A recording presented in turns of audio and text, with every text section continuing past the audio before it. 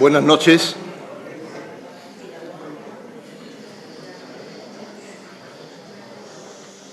Señor Teniente de Alcalde del excelentísimo Ayuntamiento de Écija, ilustrísimos académicos y académicas, señoras y señores.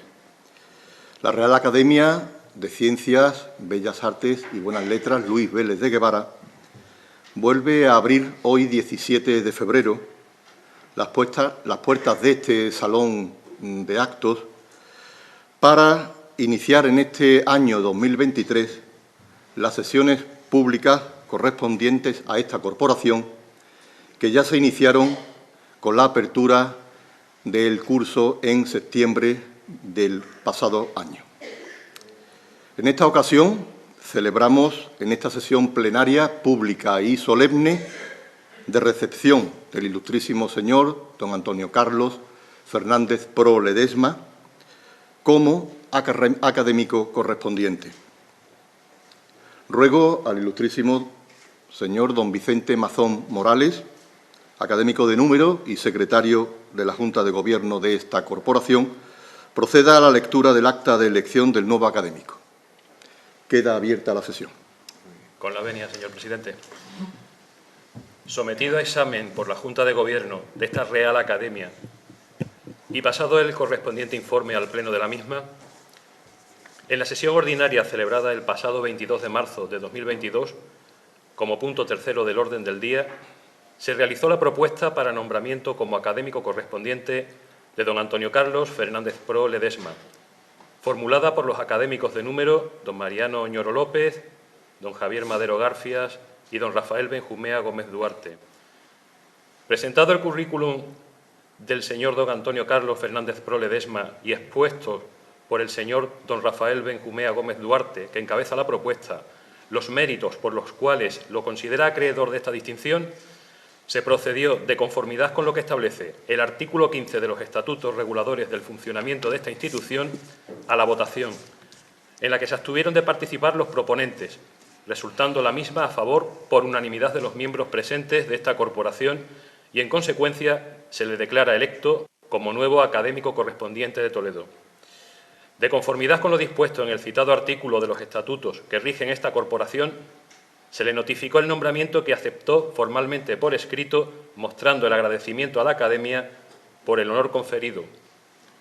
Y para proceder a la entrega de la medalla corporativa y del diploma acreditativo del nombramiento, así como para que el nuevo académico correspondiente pueda dar lectura a su trabajo de ingreso y con ello hacer efectiva su incorporación a esta real institución, ha sido convocada por la Presidencia esta sesión extraordinaria pública y solemne que celebramos el día de hoy. Nos ponemos de pie.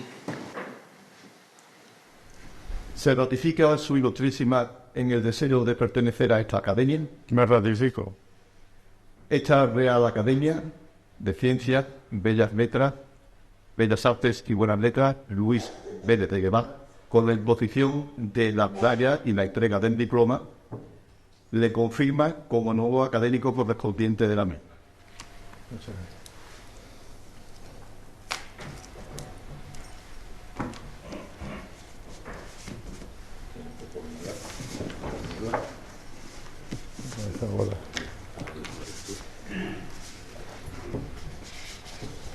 Y el diploma acreditativo. Aquí está.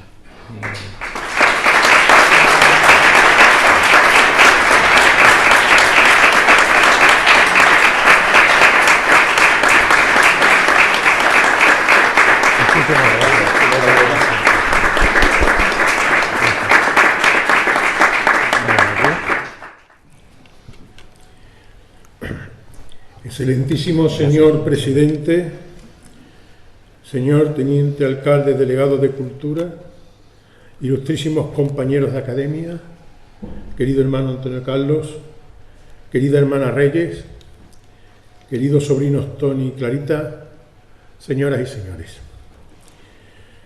Una tarde, cuando mi hermano contaba con unos 12 o 13 años de edad y yo con 1 año y medio menos que él, como siempre, mi padre se dirigió a nosotros con gesto severo y, mostrándonos un libro, nos advirtió con un cierto tono de amenaza preventiva: A ver, Antonio Carlos y Francisco José. Mi padre siempre nos llamaba por los dos nombres de pila cuando quería acentuar la gravedad del discurso. Voy a salir a la calle un par de horas y dejaré este libro encima de la televisión. No se os ocurra tocarlo, ¿de acuerdo? Es un libro muy verde que se me han dejado y no quiero ni que lo abráis. Sobre todo hay un poema que se llama La casada infiel, que ni se os ocurra. Así que voy a dejar el libro y cuando vuelva veré si está exactamente como yo lo dejo. Cuidadito, ¿vale? Lógicamente, mi hermano y yo estábamos deseando que mi padre saliera por la puerta para lanzarnos como pirañas hambrientas sobre el romancero gitano. Aquella tarde no solo entablamos amistad con Federico, sino que por primera vez en nuestras vidas nos zambullimos en un texto lírico, torpes, pero concienzuda y voluntariamente, pretendiendo descifrar su contenido y poniendo especial interés en lo que nos sonaba más pecaminoso, que eran aquellos versos que decían: aquella noche corrí el mejor de los caminos, montado en potra de nácar sin bridas y sin estribo. Realmente, mi padre era un maestro en el arte de inculcarnos la curiosidad que a la postre supe con los años era el mejor instrumento que poseemos los seres humanos para avanzar en cualquier campo del conocimiento. Y con tan buen maestro aprendimos a caminar por la vida mis hermanos y yo. Queridos amigos, pido disculpas con antelación. Muchos de ustedes ya me han oído en numerosas ocasiones y están habituados a mis ocurrencias y a mis palabras, pero las de hoy no pueden ser como todas las demás. Seguro que lo comprenderán y sabrán perdonarme, porque esta tarde noche ya, he de presentar ante ustedes a mi hermano mayor. He de darle la bienvenida, en nombre de mis compañeros de academia, a la persona que más he admirado junto a mis padres y a mi esposa Mami a través de los años que he vivido. Además, para mí, lógicamente, sobre el académico, el científico o el médico, Antonio Carlos es la conciencia nítida de una infancia, una adolescencia y una juventud en las que alzamos los pilares de lo que ahora somos y que ambos compartimos durante años entre alegrías, tristezas, problemas, amigos comunes, heroicidades y pecados, proyectos, ilusiones y hasta secretos inconfesables. Y qué duda cabe que en cualquier persona con conciencia y memoria, tanto tiempo caminando juntos, en una edad tan por hacer, tan en construcción, marcan su andadura para siempre. Discúlpenme, pues, si esta presentación resulta un poco más extensa de lo habitual, que si fuera así, no duden que será porque al corazón le habrá sido inevitable. He comenzado mi intervención refiriéndoles una anécdota con la intención de poder transmitirles de alguna forma el espíritu con el que mi padre nos regaló desde que éramos niños y con el que cimentó nuestra educación desde el principio. Un privilegio que nos fue concedido y que se complementaba con los frecuentes actos académicos a los que asistíamos y que compartíamos con él porque insistía en que lo acompañáramos para aprender. O la interesante relación de amistades que diariamente solía frecuentar nuestra casa, o esa copa del mediodía en el Brisa, la Avenida, el Luque o el Casino de Artesanos. Personajes como Manolo Mora, el poeta, o Juan Herrera, Manolo Gómez, Joaquín Ojeda, José Emilio Reina, Cesario Cambronero, Vicente Durán, Tomás Bebiar, Joaquín Nogueras y un largo etcétera, con los que, pasado el tiempo, tuve la oportunidad de compartir ese mismo espíritu de conocimiento y de servicio a partir de mi ingreso en nuestra academia el día 17 de febrero de 1989. Hoy, precisamente hoy, hace 34 años, más de la mitad de mi vida. He confesado en numerosas ocasiones que presentar un nuevo académico implica dos obligaciones fundamentales.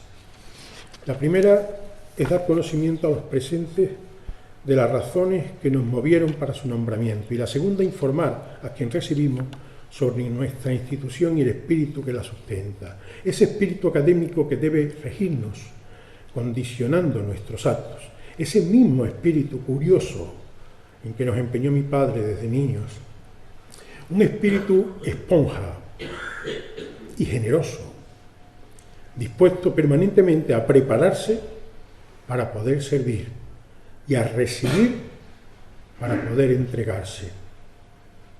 Prueba fehaciente de lo que significa ese espíritu, ese aprendizaje y esa entrega. Resulta el magnífico currículo que acompaña a Antonio Carlos, una extensísima relación de méritos que procuraré sintetizar a continuación, porque no se trata de que la presentación consuma las 3/4 partes del acto. Permítanme, pues, la licencia de abreviar la primera de mis obligaciones, en justa compensación por la atención que me prestan.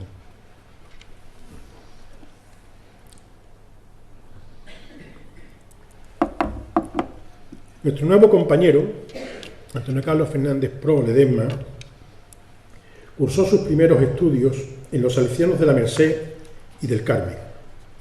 El bachillerato elemental y superior en el Instituto Técnico de Enseñanza Media Luis Vélez de Guevara, nuestro entrañable Instituto Laboral del Puente, en cuya antigua biblioteca ubicamos hoy la sede de nuestra academia. Es licenciado en Medicina y Cirugía por la Universidad de Sevilla, especialista en Medicina Familiar y Comunitaria, magíster universitario en Gestión, Evaluación y Control de Proyectos, Programas y Servicios Sociosanitarios, y por oposición nacional, médico titular de Asistencia Pública y Domiciliaria. Mientras desarrolla su labor profesional tanto como médico titular APD como especialista en Medicina Familiar y Comunitaria entre Castilla-La Mancha y Extremadura, realiza e interviene en numerosos cursos y programas de formación para la salud comunitaria, que comprenden desde el conocimiento diagnóstico por ecografía al uso racional de los medicamentos o desde las patologías crónicas y el SIDA al cumplimiento terapéutico. Un sinfín de temas que se traducen posteriormente y por mor de ese espíritu esponja, pero también generoso, al que nos referíamos, en una amplia labor docente, materializada en innumerables estudios y ponencias, y en una dilatada experiencia como profesor y coordinador en más de 2 centenares de cursos, talleres y congresos, en los que destaca su labor como promotor del desarrollo profesional por competencias para el médico de familia y en actividades celebradas por toda la geografía española e iberoamericana, Bolivia, Nicaragua, Perú, México, Cuba. Habiendo sido coordinador de cursos de medicina, de familia y comunitaria de la Fundación para la Formación de la Organización Médico Colegial, así como promotor del proyecto Marco COVID-19, para elaborar la guía clínica para la atención al paciente long COVID persistente, llevado a cabo por la Sociedad Española de Medicina General, especialistas de 50 sociedades científicas, diferentes organizaciones y el colectivo de afectados de COVID-19. El resultado de esta actividad fue su ponencia ante el Consejo General de Farmacéuticos sobre abordaje en la comunicación farmacéutico-paciente para el manejo de los problemas de salud mental en la farmacia comunitaria, o su participación en la primera edición del World Pandemic Forum, en la tercera cumbre iberoamericana de pacientes respiratorios o en la mesa de debate en el Senado sobre el valor de la innovación en el tratamiento del COVID-19. Todo este quehacer durante su trayectoria, lógicamente supuso la implicación de nuestro recipiendario en el desempeño de diferentes cargos de responsabilidad. Así, a partir de 1989 inicia esta relación, siendo nombrado vocal de Médicos Rurales de Toledo y posteriormente de Médicos Titulares. Durante 8 años asumiría las funciones como representante nacional de la sección de Médicos Titulares del Consejo General de Colegios Oficiales de Médicos de España. Durante 4, el de representante nacional de la sección de Médicos de Administraciones Públicas del mismo Consejo. Durante 2, el de director de la Escuela Nacional de Medicina General de la Sociedad Española de Medicina General y de Familia. Y a partir de entonces, muchas veces de forma simultánea, desempeñó distintas responsabilidades como coordinador médico de la revista del Ilustrísimo Colegio de Médicos de Toledo, miembro del Comité Permanente de Garantía de Calidad de la Gerencia de Atención Primaria de Toledo, Tribunal de Oposiciones a Sanitarios Locales de la Consejería de Sanidad de la Junta de Comunidades de Castilla-La Mancha, profesor tutor del Máster en Atención al Paciente Crónico, al Envejecimiento y a la Dependencia de la Cátedra de Educación Médica de la Universidad de Santiago de Compostela, secretario y presidente en distintas convocatorias del jurado del Premio Nacional de Médicos Titulares, presidente de la Sociedad Castellano-Manchega de Medicina General, coordinador de docencia del Colegio de Médicos de Toledo, miembro del Comité Intercongreso de la Medicina General Española, miembro del panel de evaluadores del Sistema Español de Acreditación de la Formación Médica Continuada, miembro del Comité Técnico de Estrategia de Cronicidad del Ministerio de Sanidad, Servicios Sociales e Igualdad, y así una inacabable relación de participación en vocalías y organizaciones de cursos, jornadas y congresos. De esta dedicación a la investigación y a la docencia resulta su más de medio centenar de publicaciones sobre patologías crónicas, habilidades, estudios diagnósticos y medidas terapéuticas, así como su labor investigadora en campos como las interacciones farmacológicas, las incapacidades laborales, el manejo asistencial de los pacientes o la eficiencia de la combinación de fármacos, obteniendo por ello el Premio Reflexiones a la Opinión Sanitaria de 2016. Mas su labor docente no se ha limitado al ámbito de los profesionales sanitarios exclusivamente, sino que igualmente conducido por ese espíritu divulgador, desde hace años colabora en congresos, jornadas y campañas organizadas por asociaciones de pacientes y distintas instituciones que solicitan su participación, como por ejemplo la Plataforma de Organizaciones de Pacientes, la Asociación Española de Amiloidosis, AMILO, la Asociación Nacional de Personas con Epilepsia, AMPE, la Asociación de Afectados de Fibromialgia y Síndrome de Fatiga Crónica o el Consejo Estatal de Estudiantes de Medicina. Para finalizar esta breve síntesis de su extensísima relación curricular, señalar que nuestro nuevo compañero ha formado parte del grupo de trabajo para la transformación digital del sistema sanitario del Consejo Asesor de la Federación de Asociaciones Científico-Médicas Españolas y ha obtenido el Premio SEDAP Galicia 2022 por su trabajo sobre la atención del paciente con COVID persistente y su desafío multidisciplinar. Desde hace 9 años ostenta la presidencia de la Sociedad Española de Medicina General y de Familia, habiendo sido distinguido en 2021 por el Consejo General de Colegios Oficiales de Médicos de España con el nombramiento de Colegiado de Honor Nacional con emblema de plata. A grandes rasgos, esta ha sido la fructífera labor de Antonio Carlos Fernández Proledesma al servicio de la salud y de nuestra sociedad, que lo ha hecho merecedor de su nombramiento unánime como miembro correspondiente en Toledo de nuestra academia, en la que ingresa hoy con un discurso de interés general y plena vigencia: el COVID persistente, una nueva realidad asistencial.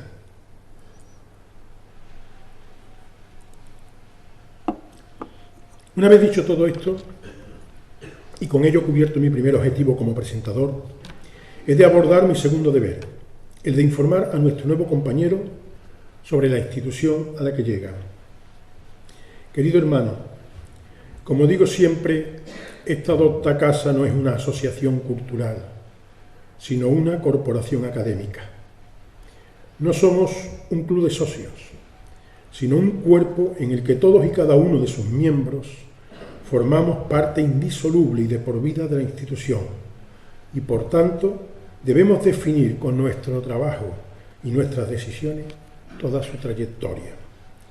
Frente a esta responsabilidad siempre compartida, no tenemos como principal objetivo la organización de actos o la edición de publicaciones, sino el aprendizaje permanente de sus miembros para seguir trabajando, compartiendo y entregándonos todos los días en el servicio a la comunidad en la que estamos integrados. Porque nuestra institución solo se dignifica y engrandece a través de nuestras aportaciones individuales y de nuestra actitud colectiva. Por eso, al final, ella será lo que nosotros hayamos sido capaces de aportar para el bien común a través del conocimiento, la razón, la independencia y el respeto a la dignidad. Por tanto, querido Antonio Carlos, siendo un honor ser académico, es sobre todo y fundamentalmente un compromiso con los demás. El mérito académico no se halla solamente en una relación curricular, sino que tiene que llegar mucho más allá, porque ser académico, aparte de ser una cuestión de aptitud, lo es, sobre todo, de actitud. Curiosidad, humildad, objetividad, libertad, diálogo, tolerancia y respeto. Estos son los pilares fundamentales en los que se basa el entendimiento entre los hombres y, por tanto, el correcto aprendizaje, la búsqueda inagotable y enriquecedora de la sabiduría. Estas son las virtudes que definen el espíritu académico al que nos referimos. Y llegado a este punto, permítanme un brevísimo paréntesis para felicitar y dar la bienvenida a la presidencia de nuestra academia a nuestro compañero, el excelentísimo señor don Clemente Manuel López Jiménez. Estimado compañero, ojalá que durante el periodo de tu presidencia y a través del trabajo en común, los criterios compartidos y la sabiduría que concede el ejercicio de la razón y de la lógica sepan mantener y acrecentar entre nosotros este espíritu del que hablamos. Ojalá sepas alimentarlo ejerciendo la paciencia suficiente para que entre nosotros la tolerancia nunca se quiebre y la humildad, tan difícil pero tan necesaria, permita que el diálogo siempre prevalezca. Estoy seguro de que como corporación académica que somos, como cuerpo único, con tu coordinación, podemos hacer lo posible entre todos. Ilustrísimos compañeros, queridos amigos, hoy con este nuevo ingreso, nuestra academia, cumpliendo con su obligación estatutaria de difundir la ciencia, las bellas artes y las buenas letras, y con ello dar a conocer a sus protagonistas, consigue rescatar para nuestra particular historia a uno de sus más claros valores y con ello vuelve a hacer justicia. Antonio Carlos se ausentó de nuestro lado tras haber compartido con nosotros sus años de infancia, adolescencia y juventud. Esos curiosos conceptos, infancia, adolescencia y juventud, catalizadores de nuestra más íntima nostalgia y que como espejismos que son, solo existen como abstracción del pasado. Solo están cuando somos conscientes de que alguna vez los vivimos.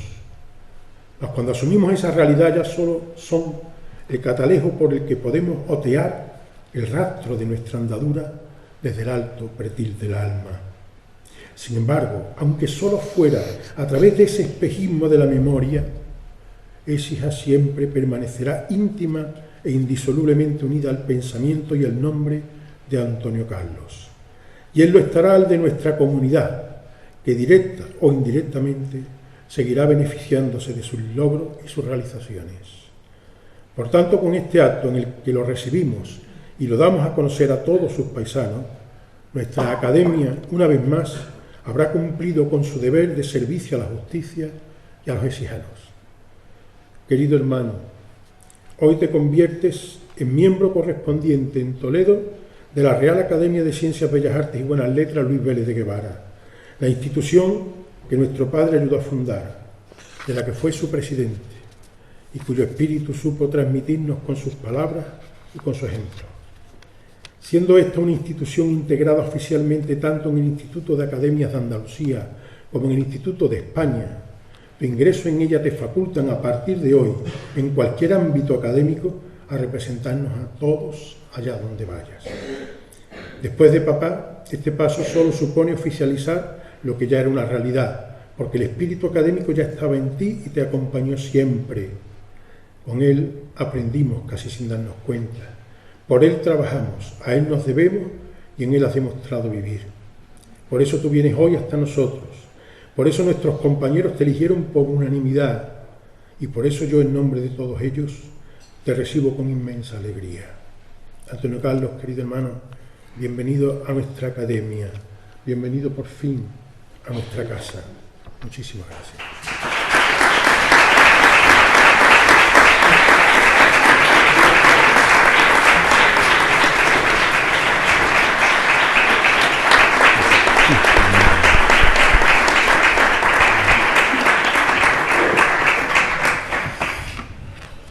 No lo pone fácil, ¿eh? Bueno, excelentísimo señor presidente, Permítame comenzar, como no puede ser de otra manera, agradeciendo de manera especial al presentador la entrega y la pasión en los halagos hacia mi persona, ¿verdad? La mayoría son infundados y motivados por el cariño, es como si fuera mi hermano. También quiero agradecer de manera expresa a los académicos que me propusieron y pensaron que tenía suficientes méritos para incorporarme a esta academia presentando mi candidatura. Don Mariano Ñoro López, don Manuel Madero García y don Rafael Benjumea Gómez Duarte. Gracias de todo corazón. Y por supuesto, agradecimiento al resto de académicos que me acogen en esta corporación por su presencia aquí hoy, al público, amigos, familiares y muy especialmente a mi familia. Hoy tengo aquí a mis dos hijos, el mayor y el pequeño, me faltan otros dos, pero bueno, son fieles representantes, motivos impiden que estén aquí. Y a mi mujer, que es la que realmente es el motor de casi todo esto, ¿verdad? Es la que soporta las ausencias y es la que lleva la carga familiar, así que gracias siempre. Hoy me presento ante ustedes lleno de responsabilidad y con un enorme agradecimiento. Y me presento con el objetivo de cumplir un requisito de dar la conferencia de ingreso en esta Real Academia de Bellas Artes y Buenas Letras Luis Veler de Guevara. Requisito que, como todos ustedes comprenderán, me causa cierto desasosiego y un gran pudor, a la vez una enorme ilusión y compromiso. Ser miembro de esta academia para mí tiene una serie de connotaciones emocionales que van más allá de un simple trámite, de un mero formalismo. La persona más admirada y querida por mí, ya lo ha comentado mi hermano, fue mi padre, y fue mi padre allá por los años 80, el fundador de la academia, presidente, y desde entonces la presencia de esta academia en mi día a día, en los recuerdos cotidianos, han sido prácticamente diarios. Y si a eso le sumamos las connotaciones personales con el académico que me representa o me ha presentado, el resultado de esta suma no puede ser más que de emoción y de agradecimiento. Estarán conmigo que con los antecedentes familiares que tengo es muy difícil, yo diría incluso que osado, querer estar al nivel. Pero en fin, intentaremos hacer lo que podamos y no defraudar. Y para eso no tendré más remedio que hablar de asistencia sanitaria, ya que realmente es lo que conozco y es en el mundo en el cual me he movido y desarrollado toda mi actividad profesional de más de 40 años. Y dentro de este contexto, me pareció oportuno que versara sobre el tema que ha hecho cambiar al mundo tal y como lo conocemos, llegando incluso a modificar la forma de relacionarnos y nuestra propia forma de vida. Hablaré de algo que ha producido 70 millones de enfermos y más de 7 millones de muertos por todo el mundo, pero que además tiene secuelas todavía muy difícil de valorar por desconocidas, pero que supondrá un número muy elevado, elevadísimo de enfermos y de discapacidades. Un tema en la que por diferentes motivos me he implicado personal y profesionalmente de una manera absoluta, y me refiero al COVID-19, a la situación post-COVID y a todo lo que ha rodeado y rodea esta nueva enfermedad, pero vista desde el punto de vista de cómo lo vivimos los profesionales sanitarios y lo que supone para los sistemas sanitarios y las futuras generaciones. Decía Oscar Wilde que el único deber que tenemos con la historia es reescribirla. Pues bien, haciendo un poco de historia,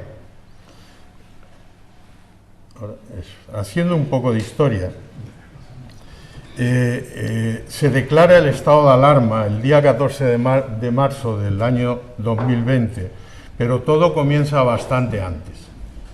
El 31 de diciembre del 2019, la Comisión Municipal de Salud y Sanidad de Wuhan, provincia de Hubei, en China, informa a la Organización Mundial de la Salud sobre un grupo de 27 casos de neumonía de etiología desconocida y que posteriormente se identificó como agente causal un nuevo virus de la familia de coronavirus que pasó a denominarse SARS-CoV-2. Iba a decir, como todos ustedes saben, los coronavirus son virus de RNA con elevado índice de variabilidad, lo que le condiciona su nivel de diversidad y una elevada capacidad para adaptarse a otras especies. El origen exacto del SARS-CoV-2 todavía no se conoce, aunque diversas investigaciones descartan casi por completo la posibilidad de que surgiera en un laboratorio debido a la acción humana, un tema tremendamente controvertido y que ha estado en boca de todos durante mucho tiempo. Análisis genéticos realizados hasta el momento, tomando como base los otros coronavirus ya conocidos, sugieren que el murciélago o el pangolín pudieron ser los animales que lo transfirieron a los humanos. Este proceso de transmisión de animal a hombre es frecuente y se denomina transferencia zoonótica. Al respecto de esto hay dos teorías. La primera señala que el virus reunió sus actuales características genéticas por selección natural en el animal que transmitió el virus a los humanos. En este caso, el virus se habría convertido en patógeno para el ser humano antes de propagarse a las personas. La segunda sugiere que esta selección natural que confiere al virus sus señas de identidad se dio ya en humanos, después de producirse la transferencia zoonótica. Según esta teoría, un ancestro del SARS-CoV-2 habría pasado de animales a personas antes de mutar y convertirse en el virus que ahora conocemos. Ninguna de las dos teorías se ha podido confirmar fehacientemente. Lo que sí se sabe es que si el virus llegó a los humanos en forma de patógeno actual desde una fuente animal, como postula la primera de las dos teorías, la posibilidad de que se produzcan más brotes en el futuro aumentaría de forma considerable porque la cepa que causa la enfermedad podría seguir circulando libremente entre los animales. El virus muta constantemente, lo que puede llevar a la aparición de variantes con características distintas, con mucha mayor facilidad de transmisión y una mayor gravedad en la enfermedad. Estas características han contribuido a una inusual propagación del virus y a la necesidad de tomar medidas de control de enfermedad para detener su propagación. En definitiva, comienza una pesadilla en la que hemos estado inmersos casi 3 años y en la que apenas acabamos de asomar la cabeza.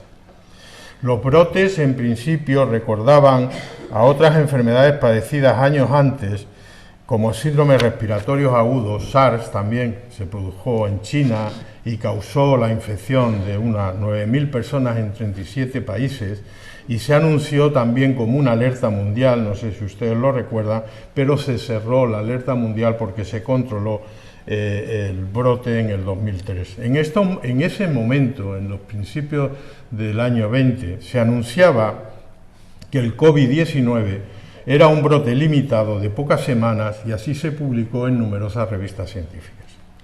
Nada que ver con la realidad, ya que su evolución se evidenció como el mayor problema de salud pública vivida por la humanidad, y con unas consecuencias difícilmente evaluables, afectando a millones de personas de todo el mundo y provocando una crisis global de salud pública y económica. En este contexto, el personal sanitario se enfrentaba en primera línea de combate a un enemigo muy poderoso y desconocido que, sin hacer diferencias, atacaba a todos, el SARS-CoV-2. El principio del año 2020 fue surrealista y pasamos francamente de una huida prácticamente del medio rural a la gran ciudad por la población a una vuelta a los pueblos intentando huir de una amenaza, intentando huir de una enfermedad, en unas escenas muchas veces de ciencia ficción.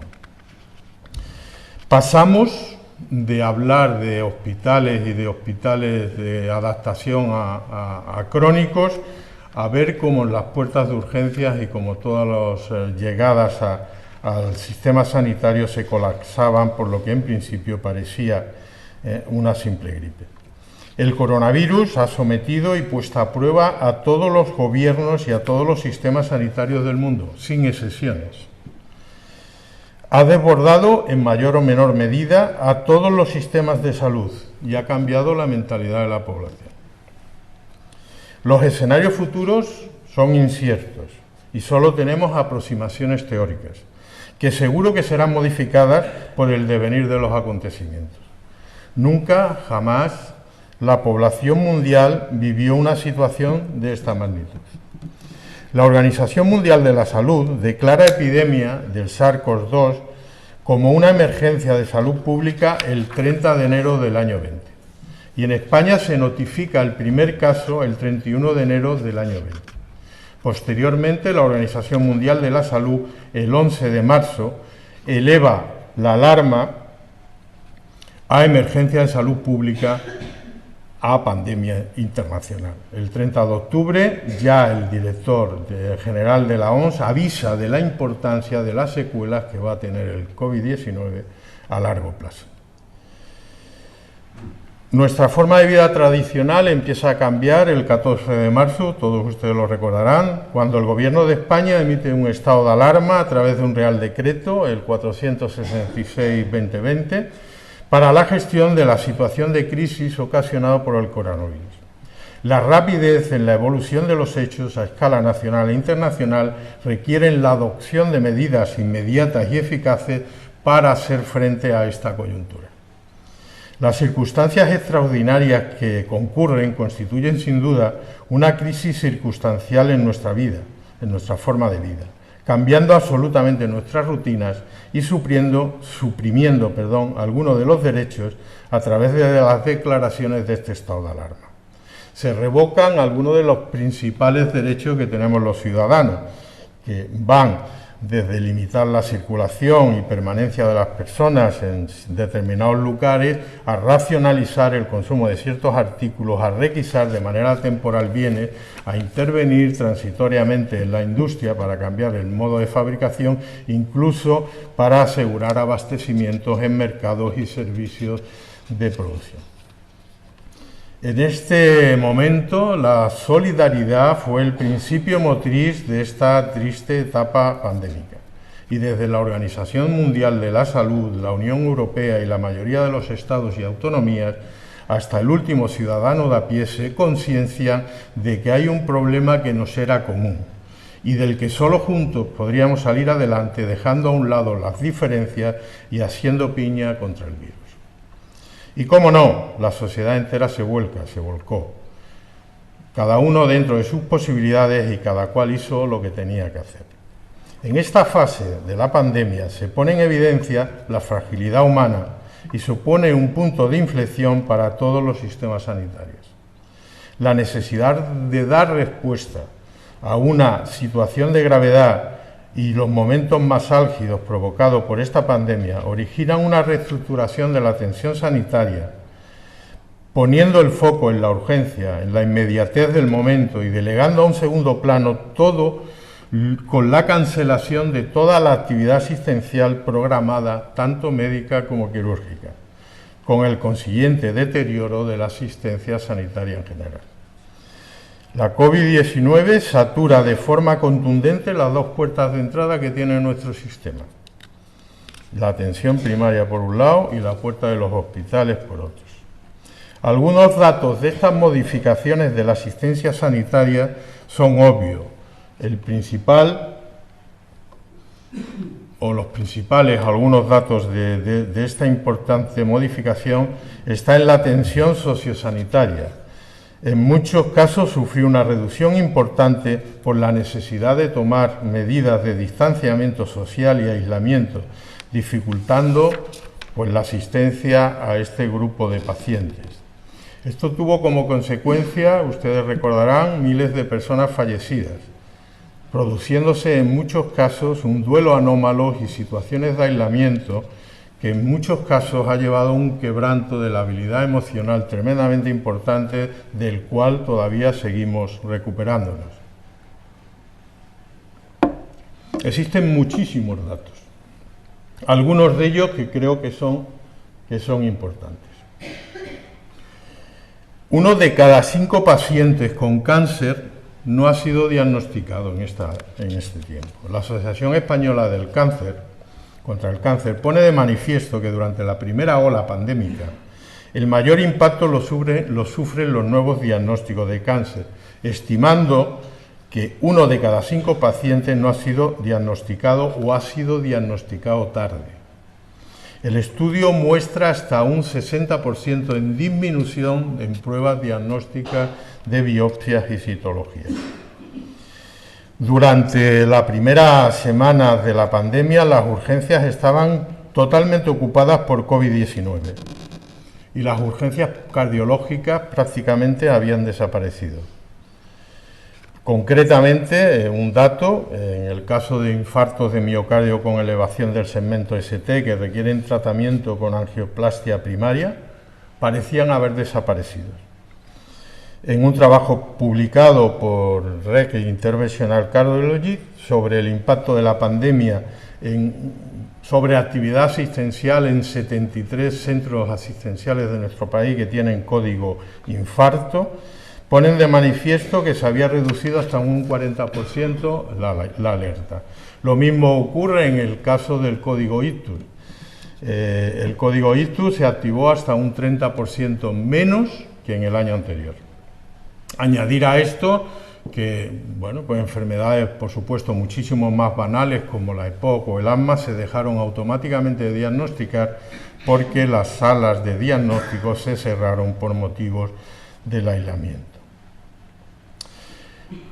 Por otra parte, el miedo a contraer la COVID-19 en los hospitales y la necesidad de mantenerse a salvo hace que muchas personas no acudan a los hospitales y a los centros médicos, y como consecuencia de todo se produce un aumento de morbilidad y mortalidad.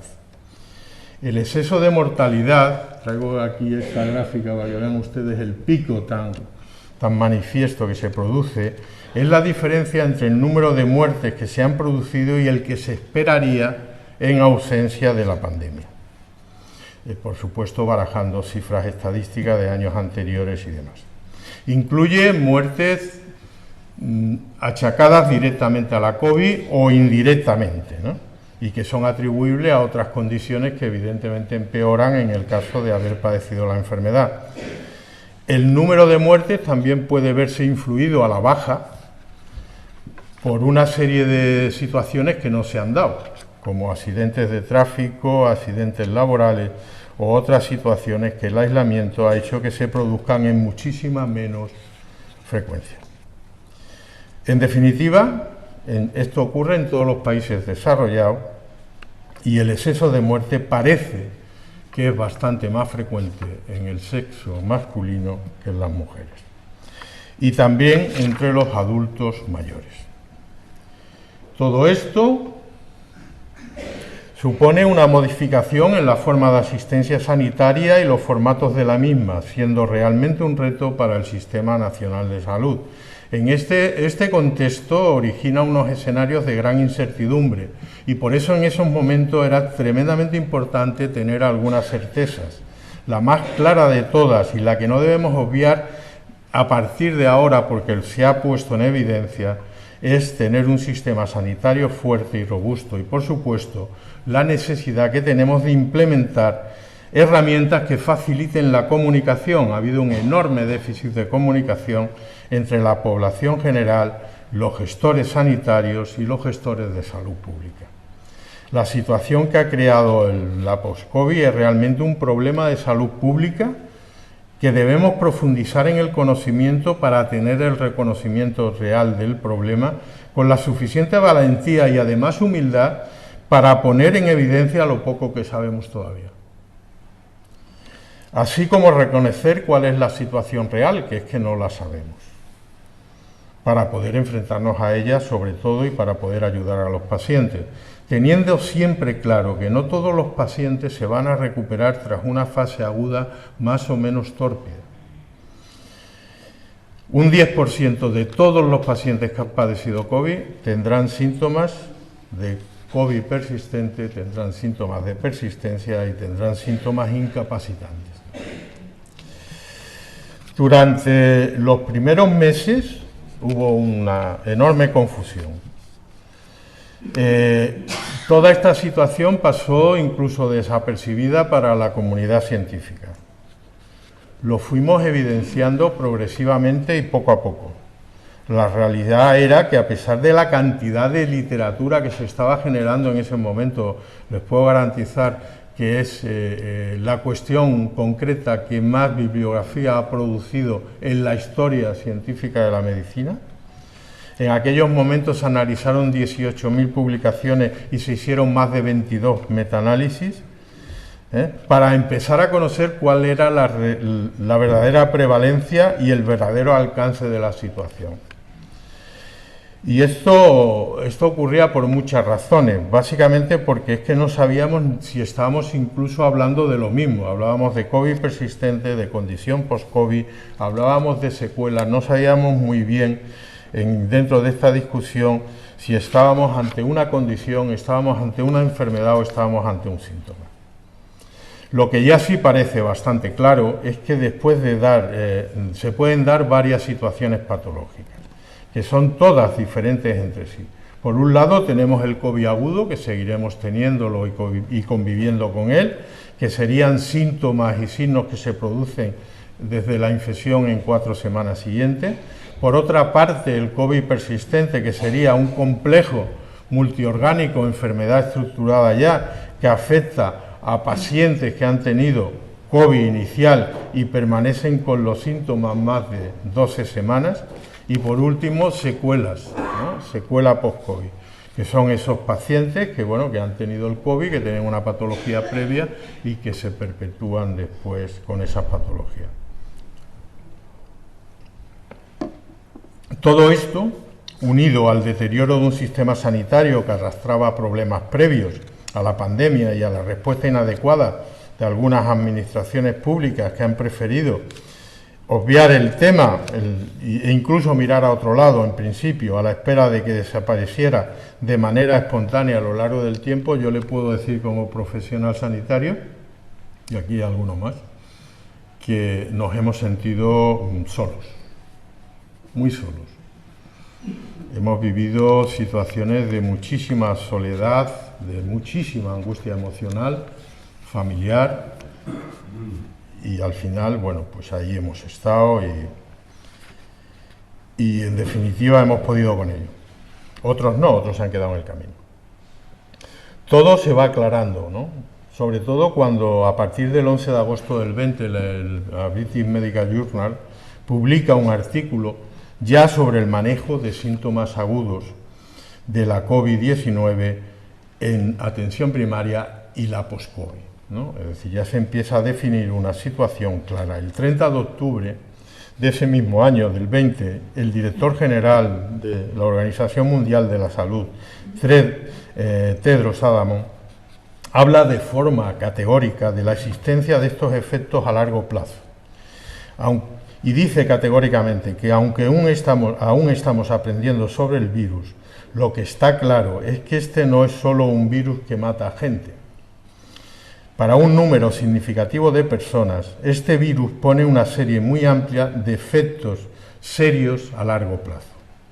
Y agrega, es imperativo de los gobiernos que empiecen a reconocer los efectos a largo plazo de la COVID-19 y aseguren de darle acceso a los servicios sanitarios a estos pacientes. En definitiva, a partir de ese momento empiezan a aparecer enormes cantidad de publicaciones, hasta una mía salió ahí por casualidad. Gran número de publicaciones que hacen referencia a la COVID persistente y del problema que tenemos y del problema que tenemos que solventar. Y se produce un gran avance en el reconocimiento de esta afección en España cuando ya el Ministerio de Sanidad, en el documento de información científico-técnica del 15 de enero del 21, ofrece un apartado específico sobre la COVID persistente o el long COVID. Y aunque reconoce que aún no se ha definido con precisión lo que se entiende por COVID persistente, parece claro que se trata de una entidad que afecta a un número de personas y que, por tanto, está teniendo un gran impacto sanitario y social dentro de la pandemia. Este documento establece por primera vez una clara diferencia entre secuela de post-COVID y COVID persistente. Pero todas estas circunstancias conllevan a que el paciente afectado por la llamada COVID persistente no se encuentre identificado. No encuentra su ubicación dentro del sistema sanitario, con lo cual el reconocimiento de enfermedad no lo tiene. Su afectación se ve englobada frecuentemente en la misma categoría que otras y, en definitiva, eso tiene enormes repercusiones en la seguridad del paciente. Pero es más, y es lo que más nos preocupa a los profesionales sanitarios, si realmente no conocemos el número de afectados, es imposible dimensionar el problema, saber los recursos humanos y materiales que son necesarios para dar respuesta a las necesidades de salud de estos pacientes. No sabemos ni siquiera cuáles son los flujos asistenciales. En mayo del año 20, de ahí viene mi implicación personal, la Sociedad Española de Médicos Generales y de Familia inicia una línea de investigación en COVID persistente con el colectivo de pacientes que llaman a nuestra puerta. Como fruto del trabajo y con la colaboración de 47 entidades científicas, yo, para que se hagan una idea, en este país hay sobre unas 60 sociedades científicas y coordinamos de un principio a 47 y a asociaciones de pacientes, y se publica el 1 de mayo del año 21 la primera guía clínica para la atención del paciente COVID persistente en su versión 1.0, ya que un correcto abordaje de esta enfermedad, y así lo entendemos, debe ser desde una perspectiva multiasistencial. Precisa un enfoque holístico, integral, mediante una atención compartida entre diferentes profesionales. En definitiva, el 6 de octubre del año 21, fíjense al ritmo que vamos, prácticamente de meses, la OMS ya establece una definición que es fruto del consenso, y le denomina condición post-COVID, paciente post-COVID o long-COVID. Esta primera definición consensuada reconoce la entidad y proporciona una base para los estudios clínicos y ensayos en curso. Para que se hagan una idea, al principio es que no teníamos ni claro qué era lo que teníamos que estudiar, porque es que no estaba definido, no sabíamos dónde englobar. Todos los profesionales tenemos que llamar a las cosas de la misma manera para saber de qué hablamos. La definición que consensúa en este momento la OMS tiene 96 palabras. Ustedes comprenderán que 96 palabras no es una definición, prácticamente es una descripción de una enfermedad. Pero bueno, ya tenemos unos criterios más o menos claros, que son clínica de 3 meses, que se tiene que mantener al menos 2 meses la clínica, que hay un impacto de los síntomas, etcétera, etcétera. Ya sabemos por dónde vamos. En definitiva, vamos definiendo las diferentes situaciones clínicas, y fíjense que nos podemos encontrar con pacientes que sufren la enfermedad de forma asintomática. No tenemos ningún síntoma. Pacientes que sufren la enfermedad de forma asintomática y posteriormente presentan post-COVID. Pacientes que perpetúan alguno de los síntomas una vez que padecen la enfermedad. Pacientes que sufren la enfermedad y sufren secuelas de su propia enfermedad. En definitiva, creo que es importantísimo en este momento conocer los datos reales en los que nos estamos moviendo. Estos datos están obtenidos, ahí ven ustedes la fecha, del 10 de febrero de este año. Estamos hablando de casi 14 millones de pacientes enfermos en España, teniendo en cuenta que ya prácticamente no se hacen pruebas diagnósticas, salvo a mayores de 60 años. En este colectivo etario tenemos a más de 3 millones de pacientes que nos han producido 118.000 muertos, según datos oficiales. El gran avance, el enorme avance, el gran esfuerzo que ha hecho España, el Gobierno de España, las comunidades autónomas, los ayuntamientos, yo creo que esta ha sido realmente una situación de, pues somos el modelo en este sentido prácticamente del mundo. pues es la vacunación. Los datos de vacunación son masivos. Ahora mismo en España nos encontramos, aunque alguna dosis falte por ahí, ¿verdad? Nos encontramos hasta con 40 millones de ciudadanos con vacunación completa, ¿no? Eso es tremendamente importante y nos ha permitido, pues como decía al principio, sacar la cabeza, ¿no? A partir del conocimiento de estos datos y teniendo ya muy claro qué es cada situación clínica y cómo empezamos a trabajar y ponemos la situación, fíjense simplemente un dato que quería traer, era pues la diferencia de muertes realmente del registro civil con la que habla el gobierno. Hay ahí del orden de 30 a 40 mil muertes que no sabemos muy bien dónde encajonarlas o dónde llevarlas a buen término. Bueno, en definitiva es que una vez que tenemos ya clara la situación, empezamos a hacer muchos estudios, muchísimos estudios de prevalencia y empezamos claramente a decir de qué problema, dimensionando el problema y cómo lo tenemos que atajar. En definitiva, estamos ante un problema que tiene el 2,5% de la población, que entre el 5 y 20% de toda la población va a tener, que ha padecido COVID y supervivientes, van a tener síntomas que parece que la primera ola, los pacientes que vienen de las primeras olas van a ser más frecuentes que lo de las últimas, seguramente por la vacuna. Y en definitiva, dentro de las estadísticas que se han realizado sobre los factores de riesgo, indican que las mujeres entre 30 y 50 años y que padecen más de 3 síntomas durante la infección aguda por el virus son los grupos de población de mayor riesgo de padecer esta enfermedad. Empezamos a trabajar mapas de síntomas, ¿no? Es decir, es como solemos concretar qué tipo de enfermedades estamos o cuando aparecen nuevas enfermedades. Esto se llama mapa de síntomas. El mapa de síntomas en la COVID persistente aparecen hasta 200 síntomas diferentes. 200 síntomas diferentes que se empiezan a agrupar porque por aparatos, ¿no? Hay un top de 20 síntomas más frecuentes. Yo creo que esto lo hemos visto y lo hemos vivido de forma cercana en muchos familiares o en población conocida, que van desde malestar, dolor de cabeza, la niebla mental, ese cansancio, me ha pasado un camión por encima, etcétera, etcétera, etcétera. Yo creo que la fiebre, los fallos de memoria, la diarrea, en definitiva, los síntomas se agrupan al final por aparatos, ¿no? Y esto nos da una serie de presentaciones frecuentes.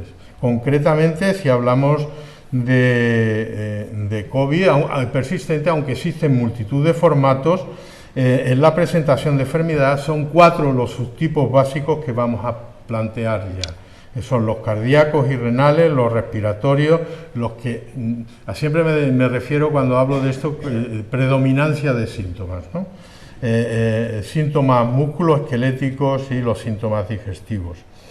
Evidentemente hay situaciones en las que ya parece que se va centrando un poco el problema, ¿no? Por ejemplo, en los 7 primeros días, experimentar más de 5 síntomas parece que es un factor de riesgo importante para padecer COVID persistente. Esto es muy importante porque el poder llegar a estos pacientes en situaciones muy tempranas nos puede dar lugar a acercarle el tratamiento específico y evitar que estos pacientes tengan COVID persistente. Bien. Como elementos causantes, después de todos los estudios, hay muchísimas teorías. No hay nada claro, pero bueno, parece que sí hay una cierta tendencia a tener claro ya cuáles son los elementos causantes. Por un lado, la persistencia viral. En algunos pacientes han detectado la proteína del virus después de muchos meses, incluso 15, 20 meses, no más porque no nos ha dado tiempo, evidentemente, en reservorios intestinales y en otros órganos ajenos a la entrada, como hasta en la retina se ha encontrado el virus.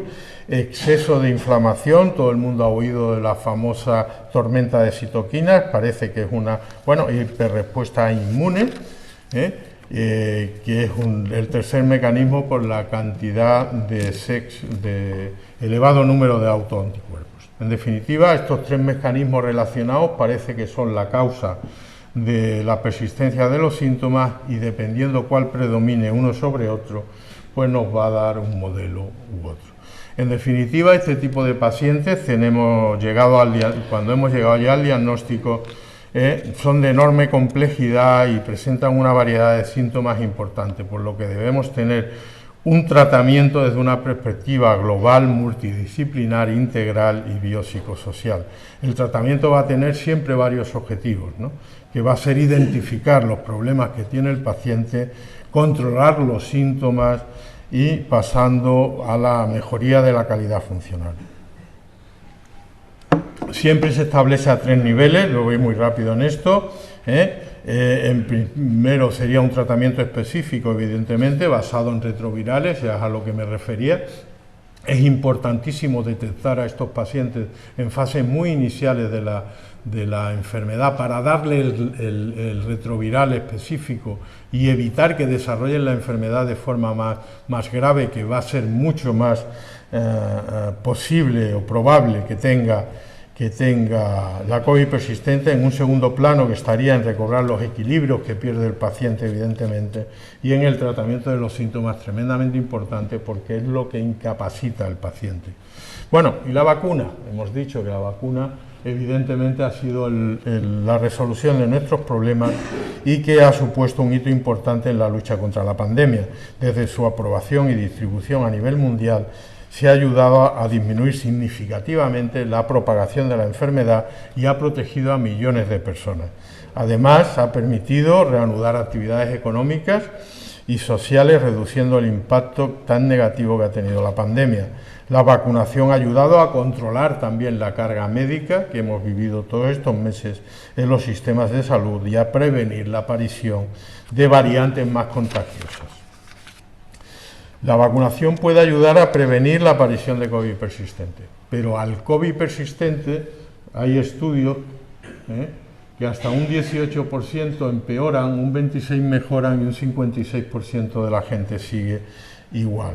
En definitiva, no tenemos todavía muy claro cuál va a ser la pauta de la vacunación en los post-COVID. A pesar de los éxitos logrados hasta ahora, queda muchísimo que hacer en la lucha contra la pandemia. La distribución global de la vacuna sigue siendo un desafío y es importante asegurarse que todas las personas tengan acceso a la vacunación y es necesario que sigamos trabajando juntos. Llegado a este punto, ¿qué se puede hacer? Evidentemente, los diferentes países han hecho un poco de todo, ¿no? Toca tomar iniciativas. Hay que buscar la vía de atender de manera global a estos pacientes. Nuestro sistema asistencial se enfrenta a un futuro diferente con esta situación. Existen muchos modelos. Alemania ha tomado una serie de modelos, clínicas específicas. Inglaterra ha tomado otra, ha hecho una red periférica de clínica post-COVID. Y nosotros estamos todavía pensando, no sabemos muy bien cómo se va a desarrollar, pero en definitiva estamos ante ese desafío que es sanitario, es social y también es político. Nosotros, desde nuestra sociedad científica, comenzamos a trabajar para dar respuesta a esta situación, por lo menos ponerlo encima de la mesa. En mayo del 20, como dijo, hicimos este grupo de trabajo que al final nos implicamos con los afectados de COVID persistente, la asociación Long COVID ACTS. Vinieron a nuestra casa, nos llamaron buscando apoyo para ser reconocidos y atendidos en sus necesidades de salud y se produjo la creación de este grupo de trabajo colaborativo en el que junto al colectivo participan todas las entidades y organizaciones científicas que estaban interesados en la mejora de la atención prestada. Un año después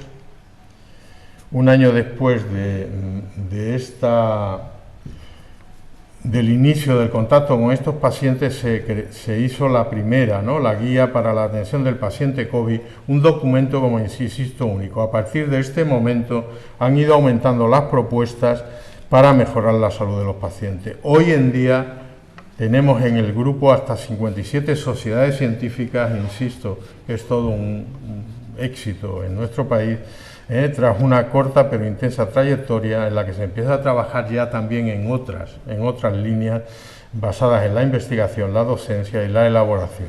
Como fruto de esto, de todo esto, nace la Red Española de Investigación en COVID Persistente, que tuve el honor de presentar y crear, ¿no?, el REICO, con un espíritu de apertura constante a la incorporación de nuevas entidades y buscando la transformación del grupo de trabajo en entidad organizativa formal y también promocional. Hoy estamos en varios proyectos de investigación desarrollando incluso proyectos de investigación en genética y viendo las posibilidades de mejora futuras. En definitiva, los objetivos de este grupo han pasado por muchísimo, pero como digo, lo más importante es mejorar la salud, unificar los criterios entre los profesionales, saber que todos estamos hablando de lo mismo, potenciar la salud de los pacientes y fomentar sobre todo la participación de todos los profesionales para que todos hablemos de lo mismo. ¿Y los retos del futuro? ¿Qué tenemos por delante? Pues hay muchísimas preguntas que contestar todavía, ¿no?, que van desde cuál es el número total de afectados, por qué es más prevalente en mujeres, por qué es menos prevalente en niños y ancianos, cuál es la causa final de la COVID persistente, cómo predecir los factores de riesgo que me van a dar más fácilmente qué tratamiento es el mejor, cuál sería el más razonable. ¿Es posible diferenciar los síntomas de inicio para saber cuáles son los pacientes que van a ser más graves? En definitiva, tenemos enormes retos por delante, enormes. ¿Se pueden identificar los pacientes que vayan a ponerse más malitos? Eso es muy importante.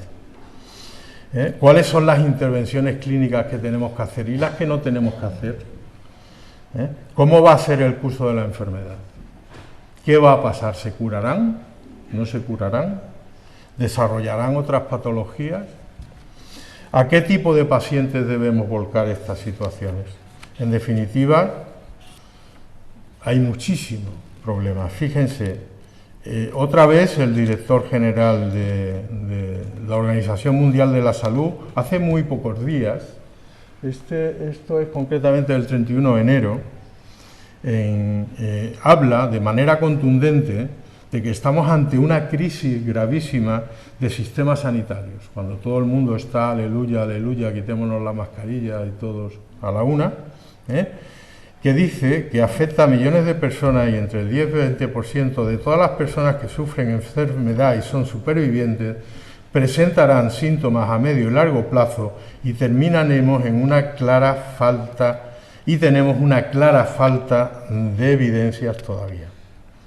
Y declara abiertamente: los países ahora deben aumentar seriamente tanto la investigación sobre la condición de acceso a la atención de los afectados si quieren minimizar los sufrimientos de su población.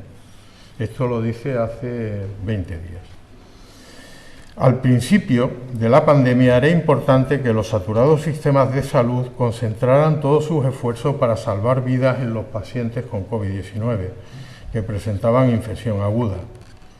Sin embargo, es fundamental que los gobiernos intervengan a largo plazo en sus sistemas de salud y en sus trabajadores en planes para prevenir y para poder atender la COVID persistente. Este plan debe brindar acceso inmediato a retrovirales. Es un tema que estamos demandando continuamente a la Administración. Los retrovirales no pueden estar dentro de los hospitales, tienen que estar en la calle, al servicio de la población. Y, en definitiva, compartir nuevas herramientas y conocimientos a medida que se identifiquen para prevenir y detectar los pacientes con mucha mayor eficacia. Una investigación START, que también hace muy pocos días de este mismo mes, habla de que solo en Europa 17 millones de habitantes pueden estar en la COVID persistente. El modelo también sugiere que la mujer otra vez tiene el doble de probabilidades que los hombres de experimentar un COVID prolongado. No sabemos por qué ni por qué no se produce esta situación. Y también parece que el riesgo aumenta en los pacientes que han sido hospitalizados. Es probable que 1 cada 3 mujeres tengan el COVID persistente y 1 cada 5 hombres. Bueno, pues intentando dar respuesta a esta situación, y sobre todo una respuesta armónica de todos los países después de pasar esta zona de máximo estrés en los sistemas sanitarios, salvaguardando todavía la situación de China, que la tenemos ahí un poco obviada, ya no sale en los telediarios, pero ahí está, y dada la situación de emergencia mundial, se reúne un panel de 386 expertos de todos los estamentos de 112 países para hablar de esto y sobre todo hacer propuestas a los diferentes gobiernos de 112 países desarrollados, creo que no falta ninguno, para prevenir los problemas de salud y de amenazas de salud pública. El panel, después de un año de trabajo, desarrolla 41 declaraciones y 57 consensos, para todos, divididos en 5 apartados, que son claramente sistema de salud, comunicación, prevención, inequidad, vacunación y tratamiento. No se preocupen que no voy a soltar todas las indicaciones, evidentemente, pero sí las 10 más importantes que tienen un consenso del 99%. Esto se hace con un estudio Delphi y a partir de ahí hay 10 recomendaciones que son básicas para todos los gobiernos y todos los países desarrollados. Si hablamos de sistemas de salud, dicen, debemos estar preparados para una futura pandemia y la planificación de la respuesta debe adoptar un enfoque de toda la sociedad que implique todos los sectores, disciplinas y actores, sociedades privadas, ministerios, etc. La segunda recomendación que dice es, tenemos que tener una estrategia de preparación y respuesta que tenga un enfoque desde el propio gobierno, para identificar y revisar y poder abordar la resiliencia de los sistemas de salud. Con respecto a la comunicación, analizan que ha habido tremendos problemas durante la pandemia y dicen que todos los líderes comunitarios, los expertos científicos y las autoridades de salud pública deben colaborar para desarrollar mensajes de salud pública que construyan y mejoren la confianza individual y comunitaria y utilicen los medios de acceso y comunicación preferible por las diferentes poblaciones. Debemos llamar a todas las poblaciones. Los profesionales de la salud pública y las autoridades deben combatir la información falsa. Hemos estado inmersos en una tormenta, en una infopenia, ¿no?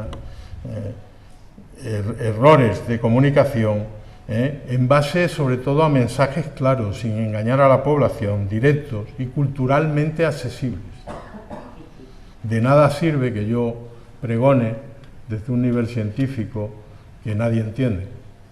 Hay que trabajar esa situación. En definitiva, deben estar libres estos mensajes de jergas científicas innecesarias. Por último, refiriéndose a la comunicación, también dicen que las autoridades de salud pública deben asociarse con personas y organizaciones de confianza para aumentar la credibilidad a sus comunidades y brindar información precisa y accesible. Informar es la base del cambio del comportamiento.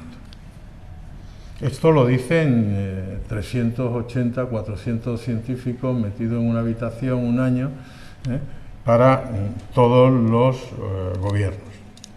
Con respecto a la prevención, dicen que los países desarrollados deben adoptar un enfoque de más vacunas que incluyan una vacunación, una combinación en la vacuna, porque medidas de prevención aumentarán y serán mucho más eficaces. Con respecto a la inequidad, dice que la preparación y la respuesta ante una pandemia debe abordar las desigualdades sociales y la salud persistente, si no, no acabaremos con la pandemia. Las organizaciones mundiales de comercio y salud deben coordinarse con los países para negociar las transferencias tecnológicas. Jamás, nunca en la historia de la humanidad se ha trabajado tan de la mano toda la comunidad científica, la industria farmacéutica, la industria privada, la industria pública y los gobiernos. Y eso, gracias a eso, hemos podido salir de la fase aguda de la pandemia. Con respecto a la vacunación, voy acabando, dice que la financiación gubernamental y filantrópica de la industria deben incluir un enfoque de desarrollo de la vacuna y que brinde protección duradero contra todas las variantes de SARS-CoV-2. Y con respecto al tratamiento, como último, dice que promover la colaboración multisectorial debe ser fundamental para acelerar el desarrollo de nuevas terapias para todas las etapas de la COVID-19. En definitiva, Tedros Adhanom, otra vez el director general de la salud, el 31 de enero, vuelvo a repetir, pues digo porque las fechas son tremendamente importantes, dice que no baja el nivel de emergencia sanitaria internacional. ¿Por qué? Porque la SARS-CoV-2 todavía se mueve entre los demás, a pesar de que algunos gobiernos siguen avanzando, lo que se requiere todavía muchísimos esfuerzos y recursos para salvar vidas.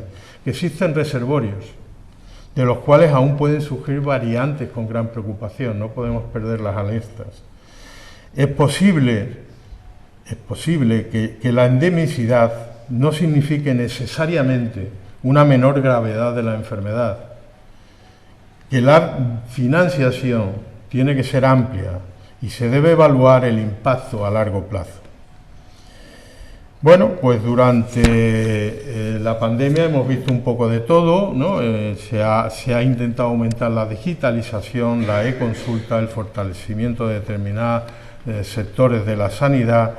Hemos visto cómo la colaboración internacional ha hecho piña, cómo se ha invertido muchísimo en investigación, cómo se ha roto esa frontera que había entre unos institutos de investigación y otros y se han puesto en común y se ha visto cómo se ha avanzado, ¿no? Como nunca en la historia de la humanidad. En definitiva, se han reestructurado todos los sistemas. Y en cuanto al futuro, ¿qué va a pasar? Hay muchas incertidumbres. Hay diferentes escenarios encima de la mesa. Hay uno que sería el primero, que es continuación de la circulación del virus. El virus va a seguir circulando, aunque con una frecuencia y gravedad variable en diferentes regiones, dependiendo de la situación epidémica y la disposición de vacunas. Tenemos que llegar a toda la población mundial con la vacuna, como se llegó con la polio, como se llegó con la viruela y como se llegó con otras enfermedades que causaban pandemias. Van a aparecer nuevas variantes.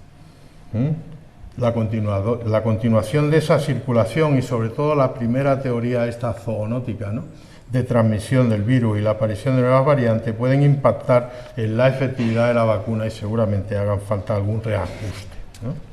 Esto sin ser dramático, no se trata en absoluto de ser dramático. La importancia de la vacunación es fundamental. La vacunación se considera clave para controlar la pandemia y reducir la gravedad. Medidas de protección es probable que tengamos que seguir con ellas. Nosotros en nuestro ámbito laboral, los médicos, seguimos con la mascarilla en los hospitales, centros de salud y había, yo creo que todavía alguna situación que parece lógico que se pudieran seguir utilizando y sobre todo algún tipo determinado de paciente, ¿no? En definitiva, Mientras el virus sigue entre nosotros y aparecen nuevas variantes, los científicos tratan de conocer el futuro de esta enfermedad y las principales causas que originen nuevas pandemias en el futuro. Las hipótesis son varias. En lo que sí se está de acuerdo la mayoría de los científicos, la mayoría, es que la zoonosis, enfermedades que pasan desde animales a seres humanos, serán las principales causas de futuras pandémicas y tendremos que estar preparados para ello. Esta pandemia ha evidenciado muchos aspectos que deben abordarse para poder afrontar sobre todo las futuras emergencias sanitarias. Consciente de ellos, la OMS, otra vez, ha comenzado a trabajar en la elaboración de un tratado internacional sobre prevención y preparación de pandemias. Pero deberán ser los gobiernos, esto es lo que dice la OMS, lo que tengan que hacer sus deberes para hacer frente a las características en su sistema sanitario, la financiación de la ciencia y los cambios sociales necesarios para afrontar retos futuros. Finalizo. Las que consideran lesiones básicas que se extraen de la pandemia es que hay que investigar más, investigar mejor. Debemos hacer del humanismo un hábito consustancial a la práctica médica y resulta imperiosamente necesario defendernos y defender nuestra sanidad. Y resulta absolutamente claro el apostar por la prevención y reivindicamos un sistema sanitario potente, un sistema sanitario justo, que no tenga inequidad y que pueda dar respuesta a esta situación. La pandemia ha demostrado que en general no se estaba preparado y que nadie duda que nuestro Sistema Nacional de Salud está infrapresupuestado en términos comparativos con cualquier país de nuestro entorno. Tiene que existir un incremento de financiación por parte gubernamental, un incremento de financiación sostenible. Y esto debe ser una prioridad política a través de un pacto de Estado para dar respuestas en términos de eficacia y de eficiencia social. Permítanme acabar parafraseando a Luis Güemes, diciendo con absoluto convencimiento que seguiremos trabajando con mucha ilusión en una ciencia difícil, en un arte delicado, en un humilde oficio, pero con una noble misión. Gracias.